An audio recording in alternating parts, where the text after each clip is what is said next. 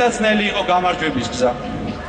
ომის პირველი დღეებიდან გამოვლინდა ქართველი ხალხის ერთსულოვნება. ომის ყველა მნიშვნელოვან ოპერაციებში მრავალმა ქართველმა გამოიჩინა თავი და ასახელა საქართველო.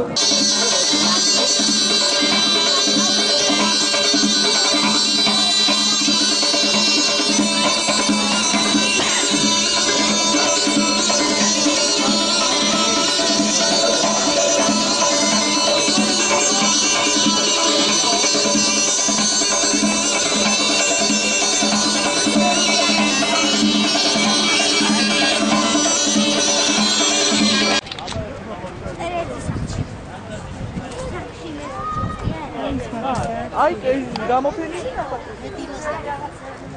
Ui,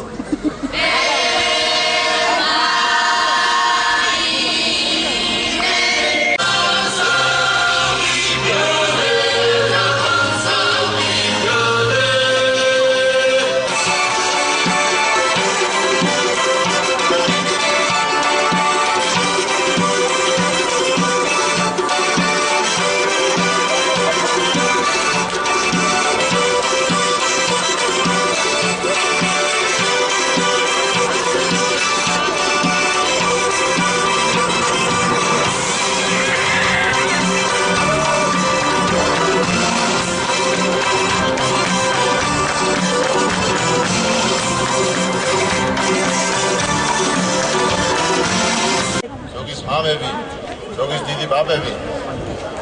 ომი არასოდეს არ არის კარგი, მაგრამ ომს ყოველთვის აქვს მიზანი. და როცა მიზანი არის კეთილშობილი, როცა მიზანი არის ზოგად საკაცობრიო ღირებულების, მაშინ გამარჯვებას უფრო დიდი ფასი აქვს. და ეს ომი იყო ფაშიზმზე გამარჯვების ზეიმი.